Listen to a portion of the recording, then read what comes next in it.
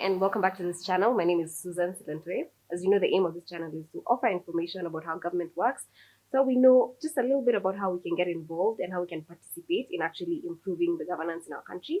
And through this, we can create a politically empowered generation. So this is part 2 of the discussion with Mr. Jimi Wanjigi. Please, if you didn't see part 1, we've linked it in the description box below. Check that out, and then we can come back to this conversation. I just want to come back to, I guess this is now the part where you tell us, okay, so you're vying for president and under Safina party. So I want you to tell us why Safina first of all, and then why are you vying for president? Why do you want to be our president? Like, people would assume that, us guys think you're part of the deep state. So people would want to know, like, why would you want to leave your comfortable space in the deep state to come out here and present yourself to everybody, be like a subject to public, critique? Why not just stay there, try and control things? Why are you vying for president, and why is Safina president? I'll even start with that. Okay. Because a lot of people ask me that. Like somebody said, you used to be like, you are almost immortal. Like a Russian oligarch, all those things they say. Yeah. I say this, and I'll be very clear. This is not an easy decision. It's a decision I made some time ago. It's not a decision I made on this program. All this time, I have wanted to see this change in people who had wanted politics. I never really wanted frontline politics. I saw a lot of it with my father, and I appreciated what he stood for. He was very solid. But I actually wanted to also be a parent. Okay. And my kids and relations with them, because that's the greatest investment. So I didn't want to lose that space with them. In fact, even now, I've asked them to do e-schooling from here because I want them around as I'm going through this journey. So it tells you just how tight I want to be with my kids. Okay. So I didn't want to get into frontline politics. I was very comfortable for others to take the heat, right, of decisions that are made. Yeah. Right? And we're in the background. Yeah. But this time I've said enough is enough because there are too many disappointments. You agree on 10 things for a nation. People don't even get to 2. Yeah. Right? Too many disappointments. They were saying, since we know it, because we know it, we know exactly what happens. Yeah? Let me be the insurgent. Okay. Right? Because in many ways, this is very rigged. You don't seem to understand it. Yeah. Young people today. Why is it rigged? But it's rigged. How? It's rigged from How birth. is it rigged? It's rigged from birth. I'll give you an example. Okay. Right? Are you talking about the elections or like the system? The system. Okay. It's rigged. Okay. A brain formation is between the age of 0 to 5. Brain. Right? Capacity. Malnutrition is the biggest damage to that formation. True. 2 million kids in the last 2 years have been malnourished. So those are brains that are going to be underdeveloped. Underdeveloped. It is rigged from the day you are born. Okay. We adopted a system, right, from the colonialists. That was primarily this. A government is there, the people serve the government. The government is not a servant of the people. The government is supreme. It tells you how to live, how to breathe, where to walk. Those were days we used to even have a pass called Kipande to go from one place to another. Today, are you not being told you cannot do things if you don't have Uduma? That's What true. is the difference? So we have adopted a template that was rigged from beginning. Okay. So it went from a Mzungu colonialist to an African colonialist. So who is our And African I can tell you, colonialist? no, the government is. Okay. The government is? Yes. Yes. Is that this deep state people? No. Okay. No, the deep state people are not. You see, a deep state. Because they control government? A deep state people, no. Don't ever believe deep state controls government. Okay. Who controls government? The president does. What happens? The president is one with a mandate. Okay. The deep state advances interests. Right? Advances interests. So it advances interests of an incumbent or any other interest that are viewed. Yeah. Even deep states advance interests of foreign nationals or foreign countries. So sorry, deep state is a very deep. I digress a little bit. Yes. So there is a deep state in this country. Oh, any country. So have you been part of this deep state? I don't know what that means exactly. Being part of it. What happens is that deep state is a place of influence, Okay. right? Which you have been part of. That moves direction or thinking. Yes, and if that is what you're saying, I wouldn't call it deep state. You would call it what? You know, in the US, for example, what would you call it? In the UK, what would you call it? Because they exist. Many places call it simply a kitchen cabinet, right? Yeah. That there's somewhere where issues are deliberated and discussed, And right? decisions For the are made. betterment of the nation, Yeah. the interests of the nation. Yeah. So this deep state connotates something very dark and negative. Okay. And that's why Right? you're hesitant to be like, I'm part of it. Yes. Okay. But if you're saying that whether I've been part of kitchen cabinets, yes. Okay. Yes. So- And kitchen cabinets are progressive. Yeah. So that now goes back to, wasn't it comfortable being there? Like, why would you subject yourself to I'm this? telling you, because implementation is a challenge here. Okay. So you think So you would be sometimes- able to implement that properly? yeah, because I understand the times we're in. Yeah. And I don't have the shackles. Mm. You see, many times, some people do understand the times and challenges, but they are got shackles. They're held back. They're held back. Mm. They've got anchors Mm. to various interests of people or situations that make sure they can't move. Okay. I have none of that. I have none of that baggage. Okay. So I'm fresh. So you're free I'm free. to implement whatever Correct. you want. That's why I'm calling myself an insurgent. Okay. Nothing can tie me down. Okay. I'm revolutionary, and Okay. nothing can hold me. I have, Okay. yeah, that is who I am.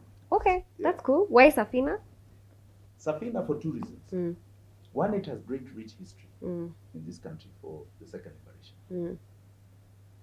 That's one. Very great history for what it stood for. It's Mm. nationalist in its nature, and it was part of the second liberation. Okay. Very, very solid people went through Safina. Mm. Second, Yeah. it connotates the period. Right? Yeah. It connotates the period. It's an arc. Mm. Because in every revolution, there are three pillars, what Yeah. I call the three R's. You must rescue the people. We're coming to rescue the people. We must reform the people. So I'm saying political illiteracy is the worst literacy. Mm. People must understand what siyasa is to their life. It is everything. Mm. And thirdly, we must reposition them. Okay. We must unleash this great potential of human capital to the world. Mm. So this is what it's going to do. It's going to rescue, right? Yeah. And thirdly, Mm. I have a very key pillar, which is Fagia water. Mm. The floods are coming to Fagia wote. I see. Tuomoke pamoja na njia safi. Okay. Na njia Njia safi. safi. Okay. All right. Before we get into what it is that you feel like, what are your priority areas? At least, what are some of the policy things that you're looking into? Of course, I have to ask you, like, how did you make this money? Like, people say you're very rich. They call you a billionaire. Like, how did you make this money? And like, just tell us what exactly it is that you do. Because people say you're a businessman and you're a CEO of Kwacha companies, but how did you get this money? And how did you get to a point where you're financing campaigns? And are you financing your own campaign? Yes, I am financing my own company. Okay. That's a very interesting question. There are many people who also say that is telling you trade secrets. But Okay. I'll tell you this. Give us your I'll secrets. be We won't tell anyone. I'm a man who believes in mentorship. Okay. Right? So one needs to understand where there are opportunities Mm-hmm. all the time. Like this period, there are great opportunities with the markets that you are seeing. Mm. My Africa agenda, for example, is because of knowledge. My Okay. Africa agenda goes this way. Sub-Saharan Africa has 1 billion people. Mm-hmm. You don't even need another market. Go to Nigeria, they don't have milk. They struggle for potatoes. Yeah. Simple things like that. Mm. Okay? So you Struggle. identify opportunities. I remember an opportunity. Nigeria is 240 million people. Mm-hmm. I remember when President Kenyatta brought in Goodluck Jonathan here in 2013, 2014. Mm. A lot of rich Nigerian businessmen came to visit opportunities in Kenya. And I fortunately had the opportunity to meet them. And they were asking, they were saying, just wait a minute, you mean we can see wildlife just 30 minutes from the city? From this? Yes. So we flew them to the Masai Mara. Some said they will stay for 2 days, ended up staying for 2 weeks. And they made us laugh. They said they ate all the animals. The last one was buffalo. Okay, they collared all the animals. Yeah. So they can't believe you can have concrete Mm. and wildlife. Mm. Because why are we not taught? Mm. Because there are several very, very rich Nigerians Yeah. that we are a tourist destination even for our own Africans. That's true. Okay, That is they true. have got sights and sounds here that are unmatched. We have a market called 1 billion Africans, Mm. and nobody's capitalized. Some of us have. Mm. And We that's have how looked you at made that money. opportunities. We have looked at opportunities here and beyond. Uh-huh. I have done things here for a government, for example, Yeah. right? Yeah. That I have done even for other governments in other nations in Mm. Africa. Mm. Because I have ideas. I have an idea from end to end. I can put a project together Mm. where I can create the idea, Mm-hmm. the advantage for a nation, Mm. right? Put financing together, Mm-hmm. right? And complete the project Okay. and see its output as potential. Okay. So So, that so I'm able to put people together to do very many big things. so that's you as a president, yeah? Yes, But also you as a businessman. yes, And that's how you made the money that you have? yes. Okay. Which money is this that I have? We're People- still struggling. We're still People struggling here say to make money. people say you're a billionaire, you are the oligarchs of this country. So and it's we still You know, Susan, these things are relative. okay. So you don't Yeah. think it's too much money? No, it's nowhere near. Okay. Nowhere near. Okay. I think we are such small ponds. We are big fish in small In ponds. small ponds. Okay. Okay. Okay. All right. If you look at the potential in the world, Hmm. we are nothing. Okay. So Mm. just out of curiosity, if you're financing a campaign like a Uhuru Ruto or a Raila campaign, like how much money did you put in? You know those things. To be sincere with you, we write off. Oh, okay. It's We like actually write off. So okay. I would have to go down and look for but them. We write off. Okay. Yeah. Interesting. You see, it's not just about a campaign. Yeah. It's actually what we are trying to achieve. Interest. Yeah. What we are trying to achieve. Okay. I think what we achieved, for example, in 2017 was great. Yeah. The achievement went up to enhancing democracy. Mm. We succeeded in the Supreme Court, showing that they had rigged an election. Mm-hmm. We did the ultimate defiance of taking Raila Amolo Odinga to Uhuru Park, January 30th, 2018. Yeah, and swear swear him him in. as a people's Look at president. the embankment. Eh. Where do you ever Some hear people such could say things? that's something wrong. I don't know about that because you saw even the US supporting a country in South America, Yeah. which is the same thing. It was Cambodia, Cambodia or something. Not Cambodia. Colombia. Colombia. Mm. Yes, right. Where they did the same thing, and they said they are recognizing That is the president. Yes. Okay. So we are breaking barriers. Okay. Okay. Over and over again. This is reform. Okay. It's for all of you. Sour. Yeah. And we are thankful. Thank you. Yeah. So now just to come back to because we are running out of time. It's over, Susan. Imagine, so much fun. imagine. But like we have to talk about. So if you became the president, what is this things that you're looking to change? First of all, where is the problem, and then how are you going to mitigate that? But particularly, I think we can touch on the corruption issue. I'll come to three pillars. Okay. Right. Okay. And I'll try and be very simple. Okay. Go ahead. One, we must boost productivity and job creation. Okay. Everybody's talking about sharing the pot. There's nothing in the pot. Okay. You have to grow this pot. Okay. Right? So we must boost productivity and job creation. Right? That's one. The next pillar is what I call social mobilization. Social, which means inequality. We must are you going to come back and expound how? Yes, okay. I'm going to. We must bridge the gap between the rich and the poor. We must close this gap. Okay. Right? Because that's how you boost human capital, capacity of people to better perform, right? And better produce. The third is the one you're talking about, corruption, governance, and service delivery. So when you say boost productivity, how do you do that? Boost growth and productivity. There are so many things. One of the first things we must do is understand that our market is not just Kenya. Okay.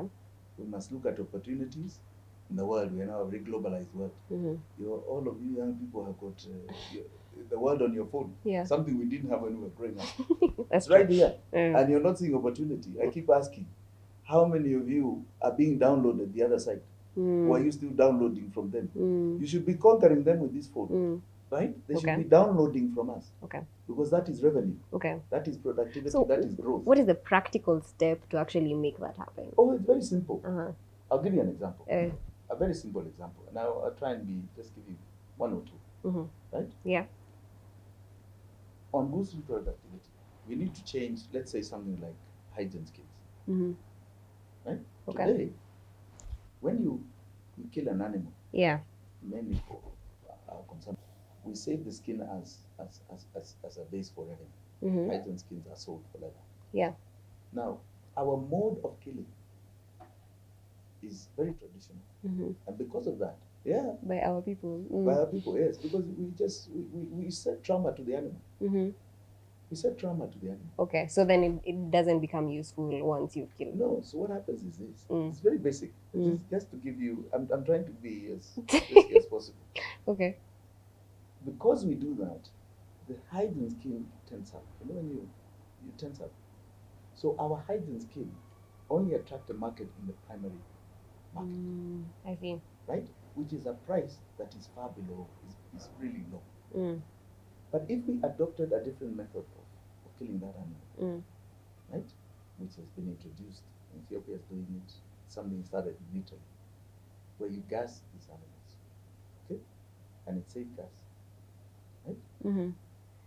They die in their sleep, so there's no tension, so the leather is softer. That price increase alone on value addition is 300 to 400%. Okay. Just on things like that, that's boosting productivity. Boosting growth. You come to agriculture. Look at agriculture.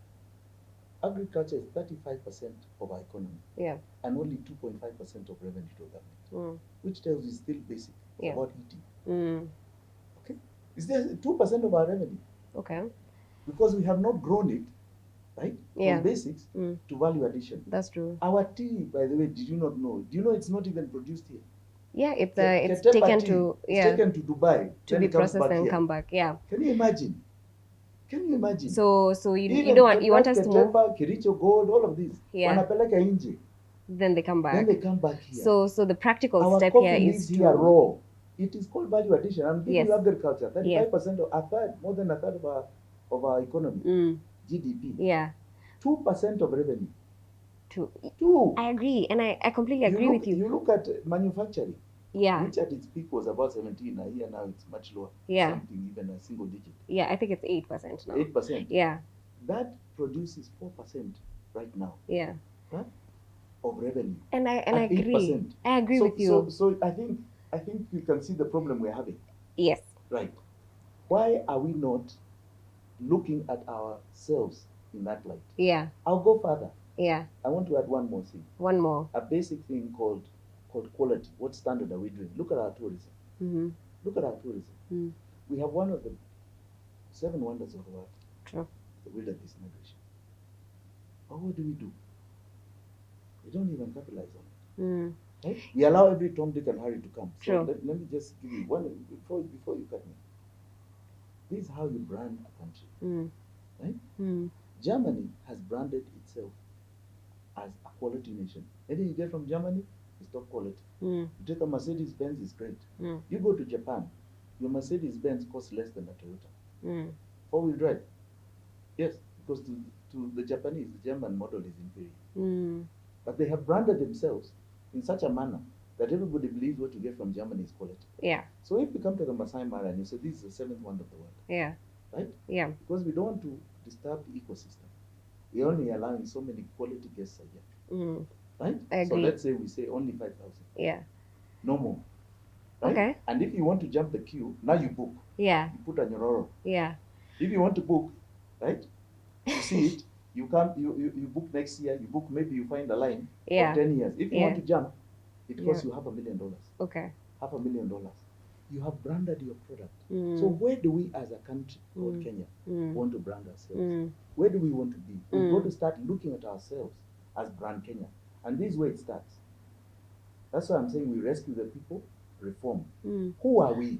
Yes. Who is a Kenyan? We don't know. I don't know who that is. Yeah. We can't describe ourselves. Yeah. Even Nigerian can describe themselves. Yeah. Even an Indian who was colonized for 300 years still maintain their names, still maintain their religion, still maintain their clothing, their food. Yeah. Kila kitu. Sasa sisi tumekuwa wazungu. Yeah. Or we don't even know. Yes. So the basis here is that we must start branding ourselves in a particular way. Who are we? If our music is Genge, let it be. That becomes our national anthem. Okay? Yes. Yes. Yeah, Let's not. okay. Let's You be see, proud of who we are. the challenge is, Jimmy, and I hear what you're saying, and a lot we completely see that there's a really big problem. The challenge is, what is the practical solution? Everybody who's vying for something is always telling us, I'm going to do this, But I'm I've going to just do this. given you. So the But I've practical just given you. solution is to brand ourselves in a specific Oh, how way it to be works able now? to. How does it work? Look at China. China went through three different phases in I their see. history. I see. They had the monarchs. Mm-hmm. Then you had the Cultural Revolution of Mao Zedong, where he inculcated now what is brand China. China. And it was vicious. Okay. Because a lot of norms of the past had to be cut. Okay, so what I'm hearing Just hold on. And then you had Deng, who went to the economic revolution. Yeah. And that is why China is great today. So how it starts is this. We must, right, reform who we are. Who are we? What are we? Who are we? If you're going to say who is a Kenyan, what is our product? Okay. What are we out there? Okay. What are we? What are we going to be branded as? Out there, it's a mixed bag. Yeah. Right? Whereas we should be one homogeneous product. I see. So somebody knows if I'm getting a Kenyan worker, this is a Kenyan businessman, a Kenyan product, this is what we are. Okay. You imagine if today, right, our ketchup is consumed in American market. Have we not branded ourselves? Yeah. That we have such high quality that we've been able to sell ourselves all over the world, right? As our ketchup. Okay. Now that's where branding comes. Okay. If you're able to sell what we have beyond our markets, we have branded our product. Okay. So and we must be branded in that manner. And we start on this continent. Okay. So who are we? Okay. What are we selling? Yeah. I'll give you another example because this is something I really love doing. Look at our labor. One of the greatest things we have is a big export market for our labor. Right? Philippines are the initiators of this. Of exporting labor? Of exporting labor. But they got it to an extent where they started doing what are called bilateral agreements between countries. So Philippines has an agreement with the government of Qatar on how a Filipino, what jobs are to be done by a Filipino. Yeah. Who is to come there? What is their cover? What happens if there's problems? Yeah. Okay? So you have a government-to-government agreement, what is called a labor export agreement. Okay. Okay? Yeah. They earn up to 15% of GDP from all the workers that live outside. Okay. Okay? Yeah. Here, you're hearing of the slave labor in Saudi Arabia. Yeah. And other places, and the government is just spectating. So how it boosted is the following. We must package our products, including labor, right? And decide how we are going to best deploy them, right? So labor agreements are very important. When we talk about value addition, we must now be very clear that we are going to do it, right? So when you're saying, I don't know what I'm talking about, I'm saying we are going to gas our animals instead of changing them with a knife. Yeah. Okay. Yeah. That's fine. That's fine. And you focus a lot on the external. What about the internal? With at least with school feeding programs, for example, we know that about 5 million kids go without food in primary schools. We're talking about boosting productivity. So there's that, yeah. Yes. And then also there's an aspect of within. So how do we equip ourselves? Is it education? How do we improve the how people do business here? Like we have so many different taxes that are, some of them are a bit exorbitant. How are we improving the business environment here? Is that something you're looking at, and how is it going to be done under our Jimmy government? Yes. So we're still on boosting productivity and social mobility in equality. Yeah, and quickly because we need to finish. Okay, so yes, we need to compete here with our local parastatals. Okay, why is there only one Kenya Power? Okay. Right? Why are there only authorities like that? Yeah. We need to find a way of boosting our small, medium enterprises. They have no funding, right? So we need to get government out of crowding out the private sector. We need to make sure those enterprises have funding so that they do something else. From where? Oh no, that can be created. That can be created. Even venture capital is prepared to come for such things. Okay. As long as it is something that is sustainable. Sustainable is not trade. Yeah. I'm into contract manufacturing. Okay. So I'd like to see them do the operators here, manufacturing do this here. Yeah. Okay. Right? Yeah. I believe this is high time we move a lot of the contract manufacturing from China to Kenya. Okay. I believe we must move steel. We don't have a steel industry. Yeah. That is of any consequence. Right? Okay. We need to boost steel. South Korea, for example, right? The largest shipbuilder in the world, yeah, took that business from Glasgow the UK. Yes, that's what Hyundai and Daewoo it's their biggest. Yes. Now we need to find a way of getting steel here under clean energy. Okay. Right? So that we can do. We are talking about school feeding program 100%. But it should not only be just school feeding. Because I told you, between 0 and 5 is when you get your malnutrition. Yeah. And that's the time that you need the biggest brains. We need to boost community health workers. We need to bring them back. We need to employ them. We need to make sure they go door to door, right? Yeah. And ensure that people have got a feeding template. Yeah. You're actually feeding your child like this. Yeah. Otherwise, they will fail in school. Yeah. That is a big incentive for any parent. I see. There's a bunch of things that are happening in that area actually.